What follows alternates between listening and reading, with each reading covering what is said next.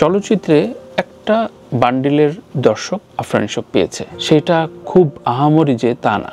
যেমন পরাণ রিলিজের পর শরীফুল রাজ একটা জায়গায় পৌঁছেছিলেন, বাস্তবতা যা আমি সেটি বলার চেষ্টা করছি। তো সুড়ঙ্গ রিলিজের পরে সুড়ঙ্গর সাথে প্রিয়তমার ফাইট ছিল, এবং তারপরে সুড়ঙ্গটা যখন প্রিয়তমার সাথে টিকে গেল এবং বেশ সফল একটি চলচ্চিত্র হিসেবে আমরা দেখলাম, তখন দর্শকরা নিশোর প্রতি একটা আস্থাশীল হলো যে নিশো ভালো গল্প চুজ করে সেখানে ডেডিকেটেডলি কাজটি করে।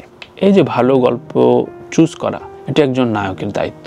আমি এর আগে অনেক জায়গায় ডিবেট করেছি আপনাদের সাথে যে নায়ক বড় না পরিচালক বড়, এবং আমি সেখানে ব্যাখ্যা দিয়েছি অবশ্যই পরিচালক বড়। পরিচালক যখন ভাবেন এবং টিমটা যখন ভাবেন, তখন একজন দুর্বল নায়ক মানে একদম অভিনয় পারে না, তাকে দিয়ে কখনো হবে না, এবং সে ভালো পরিচালক তখন তাকে নেবেনও না। কিন্তু আপাত দুর্বল নায়ক সেটা পার পেয়ে যায় ভালো গল্প এবং গাঁথুনি, প্রোডাকশন, ম্যানেজমেন্ট, পিআর এবং ক্যাম্পেইনের জোরে।